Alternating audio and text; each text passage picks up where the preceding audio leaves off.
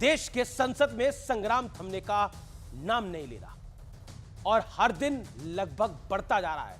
Gautam Adani, George Soros के बाद अब राज्यसभा के चेयरमैन उपराष्ट्रपति जगदीप धनखड़ पर शह और मात का खेल चल रहा है। दरअसल विपक्ष ने जगदीप धनखड़ के खिलाफ अविश्वास प्रस्ताव का एक बड़ा नोटिस दिया है।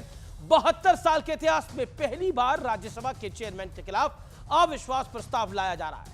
कांग्रेस ने आरोप लगाया है कि जगदीप धनखड़ पॉलिटिकल प्रमोशन की लालसा में एक पार्टी के प्रवक्ता बन गए हैं। कांग्रेस ने आरोप लगाए तो बीजेपी मैदान में कूद पड़ी। बीजेपी अध्यक्ष जगत प्रकाश नड्डा ने कहा कि जॉर्ज सोरोस के मुद्दे से ध्यान को भटकाने के लिए कांग्रेस बहाने तलाश रही है। इसी बीच एक बार फिर समाजवादी पार्टी और टीएमसी के सुर कांग्रेस से बिल्कुल अलग सुनाई दिए।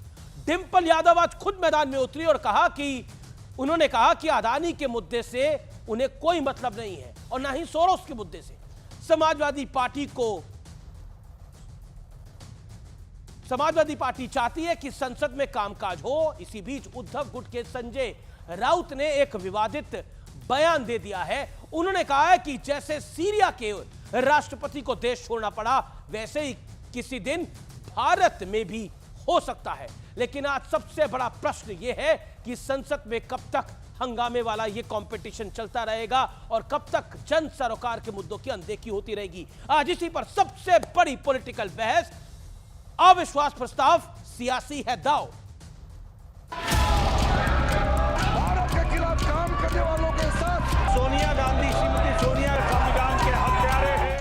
संसद की कार्रवाई लगातार हंगामे की भेंट चढ़ रही है। आज भी राज्यसभा के चेयरमैन जगदीप धनखड़ के खिलाफ विपक्ष के अविश्वास प्रस्ताव पर जमकर हंगामा हुआ। सोरोस और सोनिया गांधी, श्रीमती सोनिया गांधी जी का क्या संबंध है?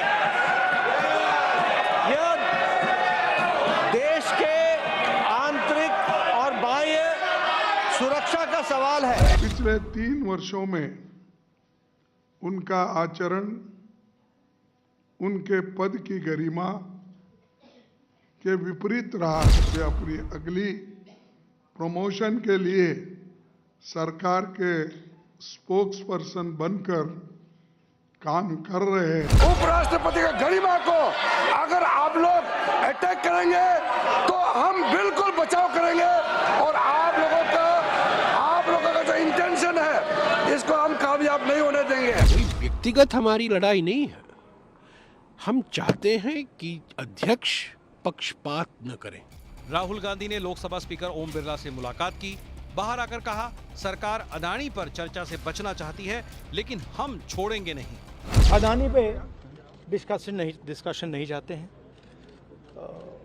वो अडानी से डिस्ट्रैक्ट कराना चाहते हैं। एंड में हम छोड़ेंगे।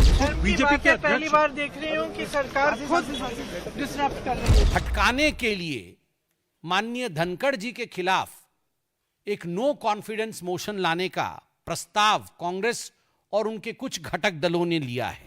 इस बीच समाजवादी पार्टी और तृणमूल कांग्रेस के सुर एक बार फिर कांग्रेस से बिल्कुल अलग सुनाई दिए। ना हम सोरोस के मुद्दे के साथ है, ना हम अडानी जी के मुद्दे के साथ है, तो मैं समझती सदन को चलना चाहिए। कांग्रेस और बीजेपी के लिए हाउस बंद होता है।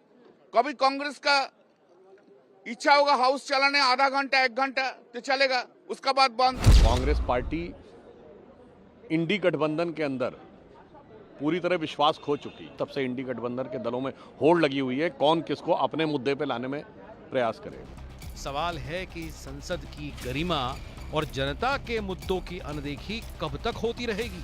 सवाल ये भी है